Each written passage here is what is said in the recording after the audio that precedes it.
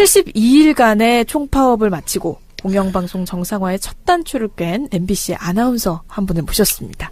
네, MBC에 입사한 후에 무려 3번의 총파업에 아주 적극적으로 참여를 하셨거든요. 그러면서 경영진의 눈밖에 나셔서 고생도 많이 하시고 지금 작년에는 결국 부당 전보를 당해서 마이크 앞에 설 수 없는 그런 위치가 되기도 하셨는데, 자, 이제는 다시 만나면 좋은 친구가 돼서 마이크 앞에 당당하게 서기를 기다리시는 MBC의 차미연 아나운서 나오셨습니다. 안녕하세요. 네, 어서 오십시오.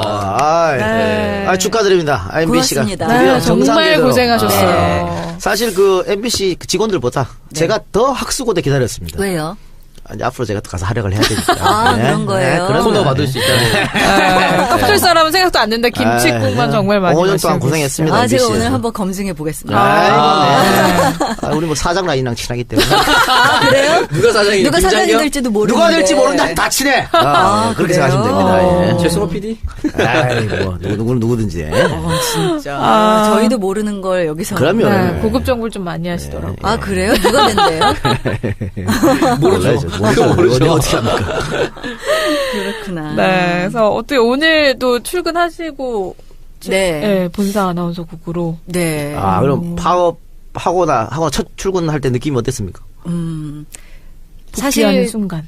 되게 좋을 줄 알았거든요. 이렇게 서로 막 이렇게 껴안고 막 울고 뭐 이런 생각을 늘 상상하고 있었어요. 네. 막 펑펑 울고 막 이럴 거라고. 네. 근데 제가 하필 그때 그 신동호 국장을 저희가 고소한 다음 그 참고인으로 조사를 받으러 노동청에 가 있었는데 거기서 소식을 들은 거예요. 저만. 그래서 그 기쁨을 느끼지 못하고 거기서 그냥 이 페이스북 라이브로 지켜보다가 혼자서 막 이런 거 있잖아요. 남의 사무실에서 네. 소리도 못 지르고 그래서 그 당시에 그 기쁨은 같이 느끼지 못했어요. 그게 너무 아쉽지만 그러고 나서 끝나고 7시쯤 갔더니 다들 만취되어 있어가지고 기쁨을 나누면서. 예. 그래서 뒤늦게 기쁨을 나누긴 했는데요. 그러고 나서 복귀할 때 이제 방으로 들어갈 때 저희는 방이라고 부르거든요.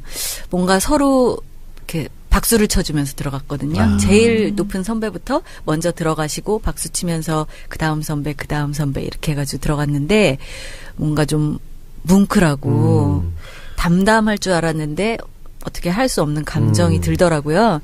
근데 이게 지금 오늘 4번째 나흘째 같거든요. 네.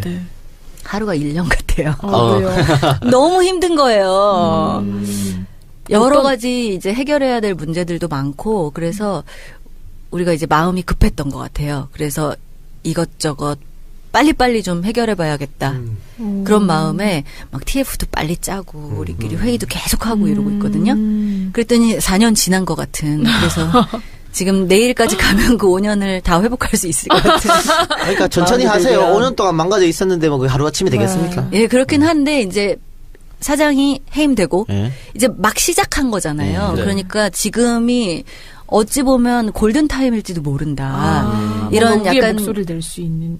그런 것보다 지금 우리가 뭔가를 하지 않으면 그냥 또 다시 놓쳐버릴지도 모른다 하는 초조함이 저희 안에 있달까? 뭐 그런 마음이 좀 들긴 해요. 근데 그 전에 하나 여쭤봅시다. 지금 서울 MBC는 정상으로 돌아왔다고 하지만 뭐 대전 MBC라든가 뭐 아직 하고 있죠. 아직 하고 있잖아요.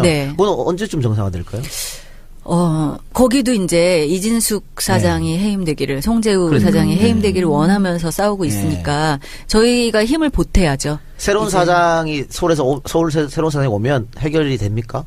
그건 모르겠습니다. 사실 정해진 게 아무것도 없다는 게 가장 큰 초조함과 불안감의 원인인 것 같은데요. 그래도 이제 시작은 한 것 같아요. 이렇게 꽁꽁 묶여있던 실에 끄트머리를 탁 잘라냈달까? 그러니까 이걸 조금 이렇게 풀어낼 수 있는 여지가 적어도 거기서부터는 생긴 거 아닐까. 그렇지만 이 묶여있던 게 확 풀린 건 아니잖아요. 그렇죠.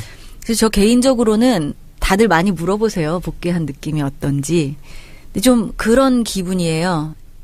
오랜 기간 입원했다가 퇴원한 기분. 그래서 회복도 될 것도 알고 퇴원이 됐으니까 내 몸도 괜찮다는 거 아는데 왠지 기운이 없고 마음은 초조하고 좀 회복도 하고 싶으면서도 좀 그런 마음이 저 개인적으로는 있어요. 근데 그래도 같이 있다는 게 되게 좋아요. 그 1차 파업할 때 한 170일 이상 파업했는 걸로 알고 있고. 네네.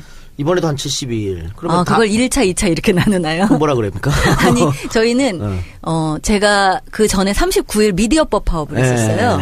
그리고 170일 파업하고 또 요번에 파업을 했잖아요. 그래서 그게 이렇게 한 묶음 같은 느낌 있잖아요. 그럼 한 묶음을 한 1년 정도 파업했는데 그 파업하는 동안 월급도 못 받았을 거 아니에요? 못 받았죠. 어떻게 괜찮아요? 괜찮습니다. 그래도 괜찮을 수 있다는 게 부럽네요. 사실 그래도 괜찮다는 것보다도 다들 이제 마이너스 통장도 많이 만들고 그러니까. 뭐 이런 것들은 있는데 쉽지 않아요, 그게. 이게 그런 마음이 있는 것 같아요. 저는 내가 당사자다. 사실 그런 마음으로 버텼거든요. 그만두고 싶을 때도 많았는데 그러니까. 내가 당사자인데 당사자가 여기에서 자리를 지키지 않으면 정말 큰일 난다. 이런 마음들이 있었기 때문에 사실은 월급은 되게 2차적인 문제였어요. 근데 이제 사람들이 월급 안 받은 것 때문에 되게 거기에 초점을 맞춰주실 때 걱정해 주시는 건 고마웠는데 그 부분이 우리한테 더 중요한 게 아니거든요. 진짜 언론의 역할을 못할 때 진짜 부끄럽거든요. 근데 그거를 특히나 아나운서들은 맨 앞에서 그런 이야기를 내 입으로 해야 되고 네, 그렇죠. 그런 상황을 매일매일 겪는다는 거는 더 고통스러운 일이거든요. 뭐 속물 근성이 있어서 그런 건 잘 모르겠고요. 돈이 중요한 거고. 자, 그래요? 방금 그만두고 싶을 때도 있었다고 했는데 2012년 파업할 때 그때도 아나운서들 그 이후로 한 10여 명이 간뒀지 않습니까? 네, 많이 그만뒀죠. 그분들 간두고 나서 또 계속해서 싸우었다가 지금 성과를 이뤄낸 거잖아요. 그분들이 뭐 연락 오거나 그런 건 없었어요? 거의 지금도 굉장히 자주 만나고 연락하고 같이 싸운 거나 다름없어요. 이렇게 얘기하면은 뭐 회사에서 만난 사람을 뭐 이런 마음으로 하실 수도 있는데 저한테는 이 자리에선 제가 개인적인 이야기를 많이 할 수 있을 것 같다는 생각이 들었는데 저한테는 이제 파업을 하고 나서 그만두고 싶을 때 그렇지 않을 수 있도록 자리에서 버틸 수 있도록 한 두 가지 요인이 있었는데 하나는 동료애였고요. 전우회로 승화됐죠. 그런 거죠. 그리고 또 하나는 아나운서 이 직업에 대한 자부심이었어요. 그래서 이 친구들이 그만두게 된 게 지금까지 제일 아프고요. 지금도 우리가 김장겸 사장 해임 됐지만 제일 안타깝고 아쉬운 게 같이 싸웠던 그리고 같이 일해야 되는 그래서 이 일들을 같이 기뻐해야 되는 우리 동료들이 바깥에 있다는 게 같이 할 수 없다는 게 그게 제일 마음이 아프죠. 마음이 아프죠. 네, 되게 자주 만나요. 근데 뭐 오상진, 문지혜 그 당시에 예. 박혜진 또 우리 김소영도 최근에 나갔고요. 김정근 또 박소현, 김경화도 저희 동기인데요. 예, 그 친구들도 그렇고. 김경화 아나운서. 예. 서현진 아나운서는 계속 계시나요? 네. 서현진 아나운서 나갔는데요. 이제 곧 결혼한다고 며칠 전에 저희 그 방에 와가지고 아주 밝은 모습으로 청첩장을 기분 좋게 돌릴 수 있다고. 네. 얼마 전에 제 샵에서 뵀거든요. 같은 샵 복직후 월급은 제 축의금 주세요 이런 느낌으로. 그러네요. 네. 저는 개인적으로 1, 2차 파업 다 현장에 가봤습니다. 네, 어디로 오셨어요? 여의도에 간 적 있고 뭐 외칠 때 다 근처에 있었고 2차 파업 때는 그 농구 볼 때 있는 데가 여의도 공원인가? 여의도 공원에 네, 뭐 가서 아나운서방 뭐 기자방 이렇게 만들어서 막 사람들 오게끔 만들었던 거기도 있었고 그때 문지혜랑 최일구 선배랑 같이 거기서 사인도 해드리고 다 갔었고 종로 보신가 앞에서 흰색 고양이 가면 쓰고 플래시몹도 하고 있었어요. MBC의 광렬한 팬이었다가 지금은요? 지금 이제 돌아가야겠죠. 정상화되는 모습 보면서 네. 고맙습니다. 네. 그렇습니다. 근데 아까도 말씀을 하셨지만 일단 뭐 신동호 아나운서를 고발을 하셨는데 선배를 고발을 할 수밖에 없는 그런 상황이 좀 되게 속상하기도 하셨을 것 같거든요. 그렇죠. 네, 좀 어떠셨나요? 아까 말한 그 동료애라는 말과 굉장히 상충될 수 있을 것 같은 이야기잖아요. 뭐라고 주장을 했었냐면은 이 아나운서국이라는 이 틀을 지키기 위해서는 누군가는 그 일을 해야 된다고 이야기를 했었는데 정말 점점 그 사람이 하는 말보다는 그 사람이 하는 행동을 봤을 때 우리가 판단하거나 알 수 있잖아요.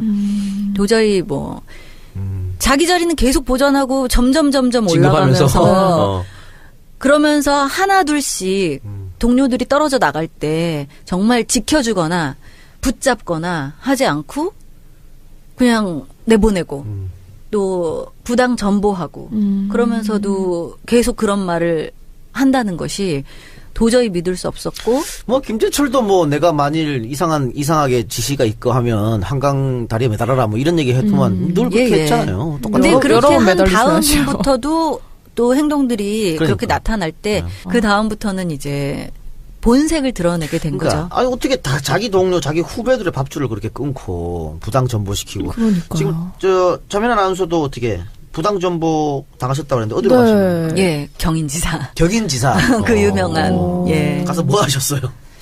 그래도 저는 경인지사에서도 문화사업 제작센터라는 곳으로 발령이 났어요. 네. 그랬는데 이제 거기에 뭐 하는 데인지도 모르고. 아니 무슨 문화사업이 있는 거야? 뭐 이렇게 생각을 했는데 거기서 뭐 입찰 같은 거 할 때 저한테 아나운서 일은 못하게 하면서 자꾸 PT를 시키는 거예요. 아 정말 하고 싶지 않더라고요. 근데 또 그렇다고 안 할 수도 없잖아요. 네. 그래서 그런 PT들을 몇 개 하고 뭐 그렇게 전보당한 지냈죠. 이유는 뭡니까? 아무도 몰라요. 각자 왜 정보를 당했는지 아. 그 이유를 변변하게 들은 사람은 없습니다. 그렇지만 다들 짐작은 하죠. 말을 듣지 않고 그리고 자기 이야기를 하는 사람들. 뭐 양치할 때 물을 아껴 쓰라고 했다든지 뭐 그런 건 없었어요? 저한테는 사실 제가 그녀보다 선배이기 때문에 그럴 수는 없었겠죠. 근데 저는 좀 욱하는 성질이 있어서 하고 싶은 말을 하는 편이라 그래도 좀 철퇴를 늦게 맞았달까? 그렇지만 언제고 내 차례가 오긴 오겠구나 이런 생각을 하고는 있었습니다. 그러면 사측이 하는 이야기를 다 고분고분하게 들은 사람만 남아있고 나머지는 다 부당정보 받았다고 생각하면 돼요? 그렇게 하지는 않았을 거예요. 그렇지만 이제 후배들 중에 약해서 더 이상 이렇게 그들이 열심히 이야기를 해도 별로 말빨이 안 먹히는 후배들은 그냥 뒀죠. 자기들이 이제 컨트롤이 되는 사람들 그런 사람들은 그냥 뒀지만 자꾸 이야기들이 커지고 후배들이 어떤 중심으로 모이고 이런 선배들은 하나하나 쳐내기 시작했죠. 그러면은 그 배현진 앵커 얘기가 잠깐 나왔었는데 굉장히 놀랄만한 이야기들이 많이 공개가 됐잖아요. 선배로서 그걸 지켜보실 때 조금 어떠셨어요? 처음부터 그러진 않았을 거 아니에요. 아니 처음에는 파업부터 동참하고 있었잖아요. 그러니까요. 그랬죠. 네. 사실 저희는 대의를 위해서 싸웠지 그 어떤 그 과정에서 이렇게 했던 한 사람 뭐 그건 그렇겠죠. 이렇게 공격하고 싶지는 않지만 너무 지나치니까 이야기 나오는 거 보면은 와 진짜 너무 심한 이야기들도 많이 있어요. 그렇지만 누구 하나 갖고 이야기하고 싶진 않아요. 사실 우리가 지금 이 상황을 만든 전체적인 상황에 대해서 정말 이제 다시 재건하고 또 잘못된 것들 뿌리 뽑고 제자리를 잡아야 되는데 포커스가 어떤 한 사람으로 맞춰질 때 그냥 마녀사냥에서 끝난다면 정말 그걸 원하지 않기 때문에 그렇죠. 그 사람 한 사람 사라진다고 해서 바뀌는 건 아닐까요? 네. 그렇잖아요. 예. 그러면 그 아나운서 방 안에 지금 파업에 뭐 적극적으로 참여했던 분들도 계실 거고 사실 아닌 분들도 계시잖아요. 그래도 이제 그냥 같이 계속 네. 잘 지내. 네, 마주쳐요. 네, 좀 마주치는 근데 약간 인사 안 하고 민망할 이런 것 거 아니에요? 같은데. 그런 거죠. 아니, 다른 사람들은 좀 이렇게 품이 넓으신 분들은요. 네. 이렇게 그래도 인사도 하고 하더라고요. 근데 저는 아직 안 돼 그게. 조금 시간이 필요한 것 같아요. 그게 정상이에요. 맞아요. 정상이지 그게. 그게 정상인 거예요. 품이 넓은 게 이상한 거 아니에요? 아니, 그 되게 상황에서. 인격적으로 네. 성숙하신 분들이 있어요. 정말 제가 보면서 옆에서 보면서 진짜 어떻게 저럴까 하는 느낌까지 주는 분들이 있어요. 정말로. 근데 인격적으로 성숙해서 한 방 더 먹이는 거 아니에요? 그렇게 함으로써 저 화를 더 끄고 이렇게. 그럴 수 있나? 얘들아 우리 네. 돌아왔어. 뭐 이렇게 혼자 있어서 심심했지. 이렇게 현진아 이렇게 9시 뉴스 이제 나눠서 하자. 이렇게. 그걸 엄청 크게 먹이는 건데. 저기 기자로 전직해가지고요. 네, 지금 안 아나운서국에 만나시죠? 있지는 않아요. 그 저는 좀 궁금한 게 뭐 양승은 아나운서라든지. 아, 딤섬. 우리가 최대현 아나운서라든지. 시청 청취자들 위해서. 그런 분들하고는 관계가 어떻게 되는지 좀 궁금하기도 하더라고요, 사실. 예. 같은 방에 있으면 마주칠 수밖에 없으니까. 지금은 그냥 이렇게 같이 밥도 먹고. 그럴 리가요. 어떻게 영상을. 진짜 굉장히 이렇게 품이 넓으시다. 뭘 밥을 먹어. 말씀하시는 뭔가 뉘앙스가. 이제 괜찮다. 뭔가 이런 뉘앙스여가지고. 품넓으신 분들이 인사를 해도 밥은 같이 먹거든요. 그러니까 도저히 이렇게 사람이니까 서로 이렇게 인사를 할 때 모른 척한다 이 정도가 아닌 거지. 그렇다고 해가지고 아직 아직이라는 표현이 맞을지는 잘 모르겠지만 그렇게는 좀 어려운 것 같아요. 왜냐하면 그분들이 저희한테 한 게 있기 때문에. 그쵸. 그것까지는 조금 너무 그렇습니다. 욕심이다. 말이 안 되는 거. 사실 그렇게 하는 게 말이 안 되는 거예요. 맞아요. 네. 그럼 부당 정보 받으셨던 분들이 이제 다 돌아오신 거, 복귀하신 거고. 같이 있는 것 자체가 좋더라고요. 그 명령이 나왔나요? 다 복귀하라는? 그거 없이 그냥 지금 다 그냥 복귀하고 없이 원상 복귀니까. 잘했어요. 일단 돌아오고 아직 발령이 난 건 아니고. 아니 새로운 사장 오면 정식 발령하겠죠. 네. 그러니까 어떤 사장님이 오실까요? 좀 힌트 좀 주세요. 알고 계시면. 아니요, 사장을 내리꽂는 게 아니고, 이렇게 공모 절차가 있지. 네, 그렇게 한다고 하고, 또 이번에는. 1차로 고르고, 두 번째 프레젠테이션. 인터넷 생중계도 하니까. 프레젠테이션은 원래 있어요. 그래서 왜 예전에 고영주 이사장 속기록이 나왔었잖아요. 지난번 사장 뽑을 때. 그래서 권재홍 앵커가 유휴 인력들은 경인지사로 보냈다. 앵커들은 더 이상 앵커를 할 수 없게 하겠다. 이런 얘기 나왔다 그럴 때 소심하게 난가? 앵커인데 앵커 못하게 하고 경인지사로 유휴 인력을 보내고 이런 이야기 할 때 경인지사에 앉아있는 전직 앵커 출신 저는 이게 나은가? 이런 생각이 들더라고요. 근데 그런 사장을 할 때 프레젠테이션이 있었는데 이번에는 인터넷 생중계를 한다 그러니까 정말 시청자들도 지켜보고 감시하고 그게 정말 정정당당한 프레젠테이션인가 저 사람이 적합한 사람인가 볼 수 있겠죠. 저도 보고 최강욱 방문 이사한테 제가 물어봤는데 정말로 답답할 정도로 정부에서 아무런 압력이 없대요 지금. 그러니까 역설적으로 그만큼 전혀 관여를 안 하니까 걱정하지 마시고 기다리시면 좋은 사람이 사장이 되지 않을까 싶어요. 아나운서 국장도 빨리 바뀌었으면 좋겠네요. 그러네요. 사장이 바뀌면 차례로 이제 인사가 나겠죠. 근데 지금 오늘 보니까 변창립 씨가 아침에 방송하더라고요. 네네. 그러면은 신동국 국장은 스스로 나 안 하겠다 한 거예요 방송을? 저희 파업하던 당시에 본인이 시선 집중 못할 것 같다고 이야기를 했다더라고요. 그래가지고 마지막에 양심입니까? 글쎄요, 일말에? 모르겠어요. 한 번도 이제 커뮤니케이션을 해본 적이 없어서 알지 못하지만 이제 그렇게 해가지고 저희 파업 동안에 음악만 나가고 있었어요. 너무 좋다고 사람들이. 신동국을 도대체 누가 하는 거냐고. 멜론이라고. 그랬다가 이제는 복귀한 PD들이 변창립 아나운서에게 다음 진행자를 찾기까지 변창립 아나운서가 좀 해주셨으면 좋겠다. 그런 이야기를 전달을 하고 그래서 변창립 아나운서가 고민 끝에 수락을 하셨죠. 오늘 제가 택시 타고 오면서 들었어요 아침에. 네. 그 택시 기사님이 MBC 라디오 틀어놨더라고. 그런데 변창립 아나운서가 하면서 또 세월호 이야기도 또 하고. 네네. 세월호 4.16 유가족 유경근 예은 아빠가 나오셔가지고 인터뷰를 하시는데 진짜. 우리가 이제는 이 인터뷰를 낼 수 있구나. 저도 딱 듣고 그게 굉장히 상징적이죠. 이게 과연 가능한 것이냐 이런 느낌을 들었어요. 실제 유경근 씨 인스타 제가 팔로우하고 있는데 거기에 나온다고 자기도 좀 뭉클하다고 이렇게 글을 쓰신 걸 봤어요. 그때 광화문에서 저희 돌아오라 마봉춘 고봉순 이렇게 해가지고 돌마고 이렇게 줄여가지고 하는데 그때 거기서 나오셔가지고 저희한테 진짜 일갈해 주셨죠. 그렇죠. 그리고 공부하라고 막 말씀해 주시고 그래서 저희가 말씀을 굉장히 이렇게 새기고 있어요. 진짜 와닿더라고요. 그러니까 사실 MBC가 한때는 우리 국민들이 가장 사랑하는 그런 방송 채널이었고 언론사 지망하는 그 지망생들 사이에서도 가장 가고 싶은 언론사 1위였잖아요. 근데 점점 그렇게 망가져가는 모습을 보면서 굉장히 자괴감도 많이 드셨을 것 같거든요. 그 국민들이 MBC 팝하지 몰라요. 관심이 없어가지고. 지금도요? 이제는 좀 바뀌었겠지. 그래서 그렇게 망가진 MBC를 되돌리는데 시간은 좀 걸릴 것 같습니다. 굉장히 어려운 시간들이라는 생각이 들고요. 또 그냥 저희는 예전으로 돌려놓는다가 아니에요. 지금 그냥 정상화 이것도 목표가 아니에요. 정말 좋은 방송, 좋은 방송으로 진짜 매체가 얼마나 많아졌어요. 그럼요. 여기 팟캐스트도 있고 또 정말 많아진 매체들 양질의 사이에서 JTBC. 예. 그러니까 이 양질의 방송을 내보내면서 저희들도 진짜 선택받을 수 있는 수준까지 끌어올리기 위해서 진짜 뼈를 깎는 노력을 해야 되겠죠. 그런 정도의 각오는 되어 있습니다. 그러니까 예전에 방송 3사 있을 때는 문제가 없었으면 이제는 채널이 너무 많고 사실 저는 개인적으로 MBC KBS가 망가진 거에 너무 감사하거든. 그렇게 망가져서 내가 이렇게 떴잖아. 그 세력들이 이제 팟캐스트로 와가지고. 근데 왜 다시 MBC로 돌아오려고 그러세요? 정상화돼서 자기가 프로그램을 맡고 싶은 거예요.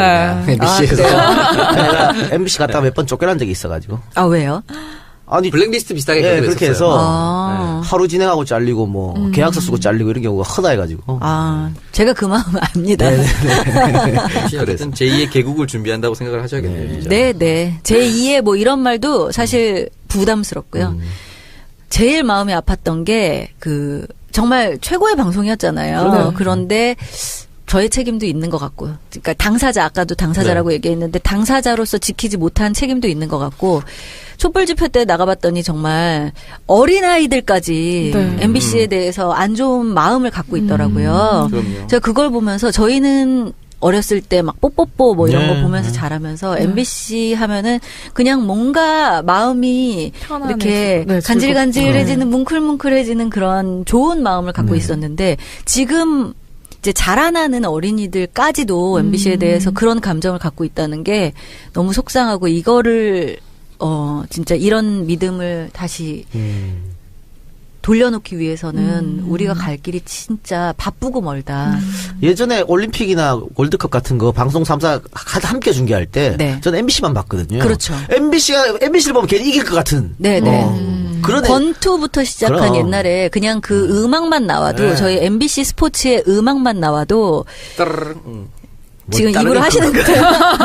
따라할 수 없어. 모르겠는데. 아니 근데 진짜 저희의 그런 약간 로고송 같은 거 있잖아요. 뚱뚜둥뚱뚱 이것만 나와도 MBC고 또 MBC 스포츠 빰빰빰빰빰빰 이것도 있고 권투도 또 빰빠라빰빠라빰빠라 정말 옛날이지만 그런 식으로 그냥 모두의 이 뇌리에 각인되어 있는 그 MBC의 이미지 그게 이미지가 꼭 이 시각적 이미지 아니라도 이 마음속에 있는 이미지가 있는데 그것들을 이제 다시 만나도 좋은 친구로 다시 만나면 좋은 친구가 아니라 말씀하신 대로 MBC가 정상화가 되고 나서 꼭 한번 개인적으로 맡고 싶은 프로그램이나 이런 게 있으세요? 지금은 이제 조직의 복구가 굉장히 이제 초조하고 불안해서 그런 마음을 갖고 있는데 제가 알쓸신잡을 요새 좀 좋아하는데요. 내가 좀 타이밍 놓친 것 같아 이런 마음이 드는 건 뭐냐면 제가 그런 수다 프로그램을 되게 좋아해요. 근데 지금 한창 먹는 음식 프로그램이 지나고 수다 프로그램들이 막 이렇게 굉장히 좋아지는 것 같아요. 뭐 썰전도 그렇고 알쓸신잡도 그렇고 팟캐스트 1위 수다네. 시루에 편승했던 겁니까? 내가 제일 먼저 했어. 왜 그래? 뭔가 이렇게 시루를 앞서 나가는 이런 분인가 보죠. 근데 그런 것들이 이제 저는 되게 해보고 싶거든요. 재밌어하고 그리고 그게 뭐 저 혼자만의 역량이 아니라도 그냥 듣기만 해도 좋고 질문 던지고 전 궁금한 걸 막 못 참아서 계속 질문 던지는 편이거든요. 그래서 여기 나올 때도 제가 좀 부담스러웠어요. 왜냐하면 제가 소재가 되거나 제 이야기를 하는 게 그렇게 익숙하지 않아요. 저는 질문을 던지는 거에 훨씬 더 익숙하고 그 일을 18년간 해왔고 그랬기 때문에 무슨 얘기를 어떻게 해야 되나. 근데 제가 알쓸신잡을 보니까 구구절절 얘기하는 게 굉장히 통하는 시기가 된 것 같다. 그래서 그런 프로그램이 생긴다면 제가 재밌게 해보고 싶은 마음이 있어요. 18년 차. 2000년에 입사하신 거예요, 그러면? 네, 2000년 1월 1일. 뉴 밀레니엄. 중2 때죠, 제가. 아, 그래요? 저 초등학교 6학년. 아니, 하지 마요. 그 TV도 하고 라디오도 하셨는데 네. 뭐가 더 본인하고 맞는 것 같아요? 전 다 좋아해요. 다 괜찮아요? 예. 이야기할 수 있는 곳, 그리고 전 좀 약간 새로운 거 빨리빨리 알고 이런 거 되게 관심 많거든요. 네. 그래서, TV 라디오 다, 네, TV 라디오 다 되게 좋아했었고, 이제 더 이렇게 애써 했던 프로그램들이 좀 있는 것 같아요. 제가 더 공을 들인달까? 손에 잡히는 경제 할 때 제가 진짜로 인생에 있어서 내가 뭔가를 이렇게 몰입해서 할 수 있을까 하는 생각이 들 정도로 사실 그 전에 교수님이 하셨어요. 네. 근데 너무 부담스럽더라고요. 이거를 내가 교수님들이, 경제학 교수님들이 하던 거를 내가 잘할 수 있을까? 막 이런 생각이 들어가지고. 근데, 어느 순간 그 손에 잡히는 경제가 손에 딱 잡힐 때가 생기더라고요. 그 재미를 한번 느낀 다음에 라디오에서는 그 손에 잡히는 경제에 되게 제가, 품을 들였었고. 다들 전문성 때문에 꺼려하는 방송 아니었나요? 조금 그렇긴 하죠. 그러니까 제가 인터뷰를 잘 못하면 하루 종일 그 생각을 하게 되는 거예요. 요 질문 아까 던져볼 걸. 뭐 이런 거 있잖아요. 한 번은 아이스크림 뭐 이렇게 값 인상되는 그런 아이템이 있었는데 저는 진짜로 그 전날 열심히 공부를 해가지고 인터뷰를 아침에 잘 마쳤어요. 그냥 무난하게. 근데 KBS를 오후에 틀었는데 KBS에 또 경제 프로그램이 있거든요. 네. 근데 거기서 똑같은 아이템으로 하더라고요. 그래서 이분은 어떻게 인터뷰를 하나 그랬더니 저는 그냥 아이스크림 값이 오른 거 이제 왜 올랐나요? 뭐 이렇게 물어봤더니 뭐 원재료 값도 오르고 포장지도 오르고 뭐 이렇게 얘기하시더라고요. 그래서 아 그렇군요. 뭐 이렇게 대답을 했던 것 같은데 거기 있는 그 KBS 선배는 아이스크림 포장 먹습니까? 딱 이렇게 말씀하시는 거예요. 그걸 보면서 멀었구나 나는. 그런 생각이 좀 들더라고요. 같은 인터뷰도 이렇게 하는 방법이 있는데. 끌어낼 수 있는. 예, 그렇게 하면서 이제 제가 저를 채찍질하기 시작했죠. 그 전까지는 칭찬만 듣고 싶어 했는데, 딱 그날을 계기로 제가 좀 방송의 재미를 느꼈다고 하는 게 맞는 것 같아요. 어떻게 내가 인터뷰를 잘 버무려 볼까? 뭐 그런 이제 하나의 계기가 됐었어요.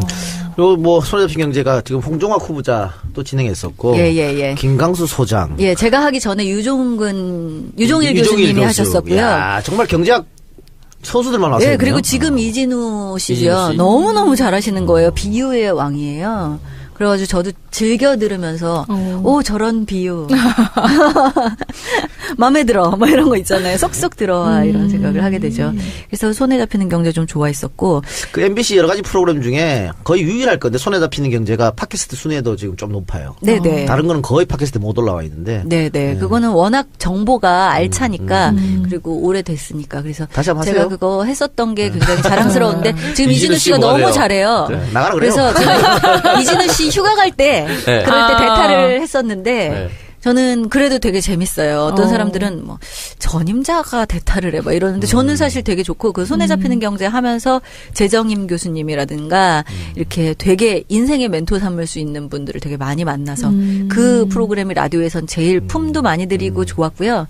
TV에서는 좀 어떤 전문 분야를 하는 게 전 재밌더라고요. 그래서 출발 비디오 여행을 되게 초반에 했었는데 정말 재밌게 했었고요. 그건 지금 막 1200회 돼가지고 그것도 재밌게 했고 문화사색은 5년을 했어요. 그래서 재밌었고 출발 비디오 여행은 파업할 때 아침 저녁으로 계속 틀어주더라고요. 그게 이제 김경식의 영화 대 영화 이런 거는 김경식 씨 그때도 같이 했었는데 딱 편집해갖고 내보내기 너무 좋잖아요. 그러니까 계속 돌리더라고. 네. 그래서 아마 작가들은 좀 좋아했을 거예요. 그럼 뭐 손에 잡은 경제 이런 거 하세요 그럼. 이미 잡힌 경제. 조금 하다 보니까 유치하시다. 어떻게든 이제 웃음을 끌어내려고 유치하지 않는 거예요. 아 죄송해요. 제가 좀 노잼이죠. 아까 제가 딱 들어왔을 때 너무 실망하셔가지고. 아니 근데 수다 떠는 방송 좋아하신다고 하시면 팟캐스트도 잘 맞는 거 아닌가요? 네, 네. 근데 이제 저는 프리랜서는 아니니까, 공영방송 정상화를 위해서 애쓰고, 또, 막 이렇게 재미를 위한 방송도 저는 되게, 잘 못해요. 그래서 보고 싶어요. 그래. 그러면 이제 방송을 하면서 뭔가 이제 정권의 그런 압력을 받으면서 방송할 때, 진짜 이건 좀 아닌데라고 생각되는 뉴스라든지 이런 거를 직접 전하셨던 적도 있을 것 같아요.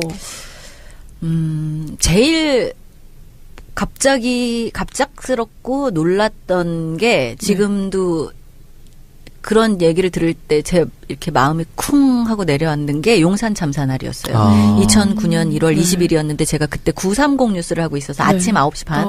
그러니까 그게 새벽에 일어난 일이잖아요. 그래가지고 아침 9시 반에 정말 막 특공대 투입된 후 막 사람들이 5명이나 사망하고 그 이후에 또 6명으로 막 늘어나고 뭐 이런 상황에서 중계차를 연결을 했었던 때가 기억나요.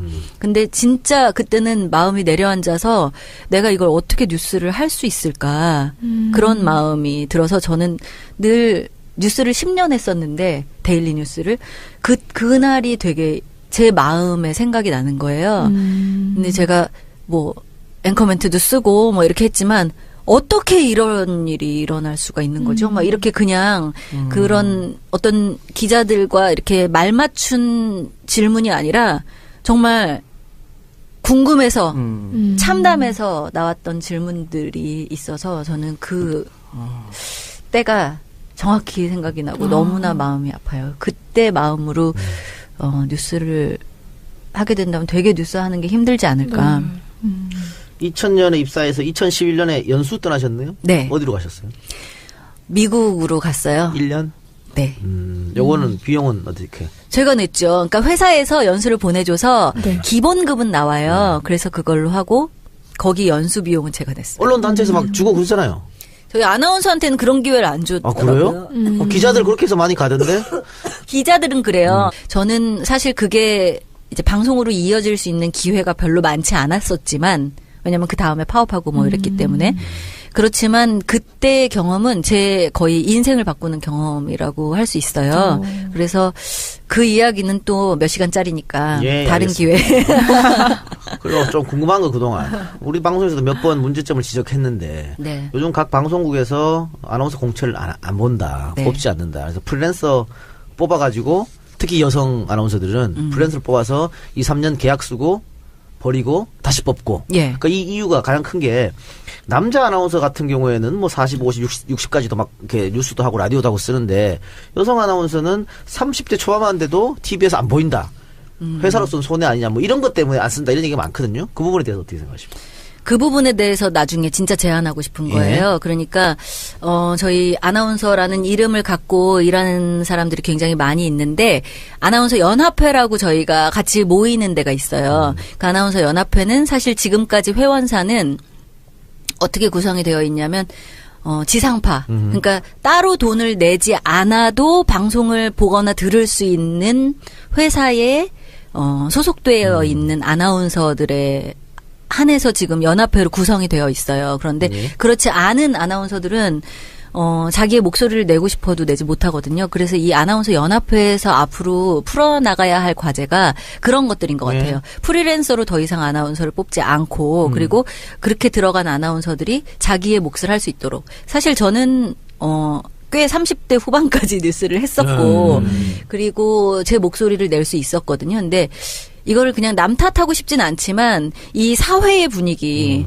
더 이상 막 40살 넘은 여자 아나운서들에 대해서 별로 좋아하지 않고 정말 이 막 갓 들어온 가장 이 어리고 예쁜 아나운서를 제일 큰 뉴스를 주고 그러고서 점점 시간이 갈수록 좀 연륜이 있지만 나이가 든 아나운서들은 점점 사라지게 만드는 이 사회 분위기는 그러니까 남 탓만 하고 있을 수는 없잖아요. 그러니까 저도 제 전문성을 기르고 또 저희 주변에 있는 선배들도 전문성을 기르고 저는 이제 이 체제가 빨리 붕괴됐으면 좋겠다는 게 메인 뉴스라고 하는 9시 뉴스나 각 방송사마다 8시 뉴스에 남자 여자 한 명씩 나오는데 꼭 남자는 기자 출신의 중년의 남성 여성은 20대 후반의 젊은 여성 이런 체제가 왜 고착화됐는지 모르겠는데 한 번도 어떠한 방송국도 이 체제를 흔들리지 않고 그냥 거의 똑같이 가고 있어요. 지금도. 왜 이 체제로 가야 되는지 잘 모르겠고 언론인으로서의 그런 걸 만약에 강조하고 싶다면 저는 꼭 두 명이 성별이 달라야 되나? 라는 생각도 하고 있고 맞습니다. 또 말씀도 하셨듯이 아직도 미모가 있다고 했는데 왜 여성 아나운서를 미모로 인정을 받아야 되나? 맞습니다. 남자 아나운서 중에 잘생겼다고 인정받는 사람은 없잖아요. 여자 아나운서는 왜 유독 화장을 강요하고 왜 안경 쓴 여자는 아직도 없고 미모를 강조해야 되나 이런 것들을 좀 내부에서 바꿔주셔야 그 지원하시는 새로운 여성 지원자들이 당당하게 내가 공부를 해서 실력으로 언론 뉴스 인정받겠구나라는 사회가 네. 정착될 것 같아요. 예. 그렇게 말하면서 본인 예쁜 여자 좋아하잖아요. 나는 예쁜 여자를 좋아하는 것과 예쁜 여자 아나운서를 바라볼 때 미모로서 판단하는 건 다른 거잖아요. 근데 그게 우리가 너무 뭐랄까 익숙해진 게 아침에 보면 지금 KBS에 굉장히 나이 많으신 분이 와서 아침 뉴스를 하시거든요. 네, 유혜리 선배요. 네. 예. 그런데 딱 봤을 때 저 또 뭔가 되게 어색하다라는 생각이 딱 항상 들더라고요. 그러니까 우리가 너무 젊고 예쁜 여자가 뉴스를 하는 거에 익숙해져 있었던 거예요. 그리고 뭐 30대 후반까지 뉴스를 하셨다라고 하셨지만 보기에는 30대 후반 같아 보이지 않으셨을 거예요. 절대로. 그것도 컸을 거예요. 아니 저는 SBS에서 그렇다기보다는 네 SBS에서 어떻게 한수진 씨랑 오래 방송 같이 했거든요. 네네. 그 한수진 앵커 같은 경우에도 뭐 연세도 꽤 많은데 아침 뉴스를 굉장히 오래 했다. 그것도 네네. 그 아침 방송이 그 전쟁터예요. 지금 맞아요. 변창희 씨가 하는 그것도 같은 시간대니까. 그래도 시청률도 잘 나오고 괜찮았거든. 맞아요. 능력만 있다면. 그러니까 양쪽이 다 맞아줘야 되는 것 같아요. 계속 일을 할 수 있는 그런 분위기도 만들어줘야 되고 믿어주기도 해야 되고 또 하는 사람도 정말로 자기 일에 대해서 아까도 제가 뭐 얘기했듯이 진짜 위기감을 갖고 있거든요. 매체가 워낙 많아지고 네, 정보가 많아지기 때문에 우리가 그중에서 그냥 정말 손가락만 까딱하면은 모바일로 얼마든지 금방금방 골라서 들을 수 있잖아요. 그렇기 때문에 진짜 나에게 맞는 정보를 탁탁 줄 수 있는 방송을 찾기만 하면 네.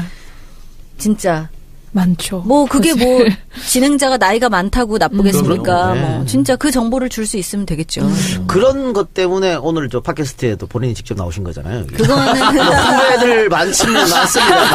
사실 그거는 후배들한테 지금 이야기를 하기가 굉장히 어려웠어요. 우리는 어렵지 약간 마음 않았을 텐데. 아픈 지금 너무 아쉬워하시네. 그리고 이제 그 얘기를 좀 하고 싶었어요. 저는 사실 신나게 일도 해보고요. 되게 몰입해서도 일을 해보고요.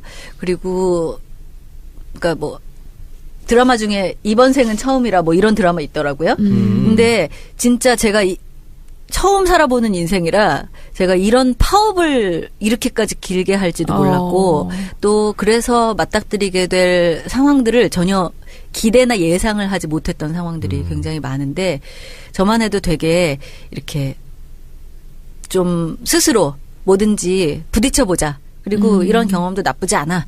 뭐 이런 거 있잖아요. 그냥 편하게 살려고 태어난 건 아닐 거 아니에요. 그러니까 좀 그런 마음으로 살거든요. 근데 그럼에도 불구하고 때로는 신경질 나고 힘들고 뭔가 막 안 되고 진짜 막혀서 답답하고 바라볼 데가 없고 그런 막막한 느낌이 들 때가 많이 있었어요. 그래서 우리 후배들이 꼭 좀 약간 진짜 신바람 나게 요새 JTBC 기자들 보면요 부럽고 그 마음이 뭔지 알 것 같고 그래서 사실 손 선배 우리 선배였잖아요. 맞아요. 근데 그런 선배가 만들어가는 그런 일터를 우리 후배들도 당연히 겪을 수 있는 환경들을 좀 만들어주고 싶다. 그런 선배가 그런 마음이 진짜. 좀 들어요. 저는 사실 그거를 그 선배들이 만들어주신 그 좋은 환경을 저는 누렸는데 그렇게 해주지 못해서 주눅 들어있는 후배들 보면은 되게 미안하거든요. 요즘 뭐 MBC 기자들 취재 나가면 요거도 먹으니까. 그러니까요. 예전에 박수 받았는데. 너무 미안하죠. 그렇습니다. 아니 그리고 그 MBC 아까 그 전보에서 복귀하셨을 때 그냥 복귀하셨다고 했잖아요. 그래서 출입증이 문제가 있다라는 얘기도 있거든요. 정말인가요? 저는 그런 문제는 없었는데 네. 몇 군데 못 가는 데가 있다고 그러더라고요. 근데 너무 정신이 없어서 사실 아직 이렇게 막 여기도 가볼까? 저기도 가볼까? 시골에 저는 안 그러지 나오는지 못했어요. 근데 그런 데가 있다고는 얘기를 들었어요. 아, 그렇구나. 그런 막아놨겠네. 우리 그러니까. 직원이 아니니까. 우리 지점 사람이 아니니까. 속상하다. 어떡하지? 네. MBC가 하루빨리 정상화가 돼서 국민들의 신뢰를 다시 회복할 수 있었으면 좋겠습니다. 오랜 시간 동안 파업을 응원한 우리 청취자분들께 한마디 해주신다면요. 정말 죄송하고요. 그리고 감사합니다. 사실 저 같으면 안 볼 것 같아요. MBC를요? 네. 진짜 너무 망가져 있고, 그래서 왜곡된 정보를 주는 방송을 정말 안 볼 것 같은데, 그래도 옛날에 MBC가 어떻게 했었느냐를 기억해 주시고 기대를 해 주신다는 면에서 저희가 그런 마음의 빚을 지고 있어요. 그런데 다행인 것은 그 안에 있었던 구성원들이 바뀌지 않고 그리고 그 어떤 조직보다 그 시간들을 견뎌냈고 또 값어치 있는 일들을 위해서 자신을 희생했고 또 잘못된 일들에 대해서 책임을 지겠다는 마음들이 있기 때문에 기대를 갖고 지켜봐 주시면 왜 웃을 준비하고 들으면 조금만 웃겨도 확 웃기고 뭐 이런 것처럼 얘네들이 그래도 잘 하겠지 하고 좀 이렇게 마음의 준비를 하고 들어주시고 봐주시면 저희가 조금 더 용기를 내서 조금은 시간을 앞당길 수 있지 않을까 그런 생각이 들고 또 지금 아직도 싸우고 있는 우리 고봉순 KBS 새노조 선배들 진짜 금요일마다 만나가지고 같이 이야기하고 이랬었는데 거기도 빨리 해결이 됐으면 좋겠다. 그래서 같이 좀 새로운 언론을 만들어갔으면 좋겠다 하는 생각이 듭니다. KBS 아나운서들이 전화와서 부럽다 뭐 이런 거 안 합니까? 너희라도 빨리 돼서 다행이야. 이런 이야기를 해주실 때 진짜 감동이고 죄송하죠. 네. 그래요. 그리고 뭐 MBC 해직된 기자, PD 뭐 이런 분들도 지금 재판 계류돼 있는데 아마 새로운 사장이 오면 고소 취할 거니까 그러면 바로 이제 복귀할 거라고 보고요. 해직자 복귀가 이제 첫 번째 단추가 될 것 같아요. 이용마 기자는 복직이 돼도 건강상 문제로 들어오시진 못할 것 같고 당분간. 그래도 상징적으로나마 꼭 들어오셔야 될 거라는 생각이 들어요. 지금 다 거의 다 2,000일이 넘었거나 2,000일이 가까워오거나 이러고 있거든요. 진짜 하루 빨리 그렇습니다. 예, 복직이 돼야 될 것 같아요. 그게 제일 급한 급선무라는 생각이 들어요. 네, 정말 긴 시간 동안 싸워왔던 만큼 좋은 결과가 좀 있었으면 좋겠습니다. 네. 그동안 고맙습니다. 파업에 고생하셨던 우리 차미연 아나운서 모시고 얘기 나눠봤고요. 그동안 사람들이 엠빙신이다라는 얘기를 막 했었는데 그런 조롱과 비난에서 다시 국민들에게 사랑받는 MBC로 돌아오기를 기대해 보면서 오늘 얘기 여기서 마무리하도록 하겠습니다.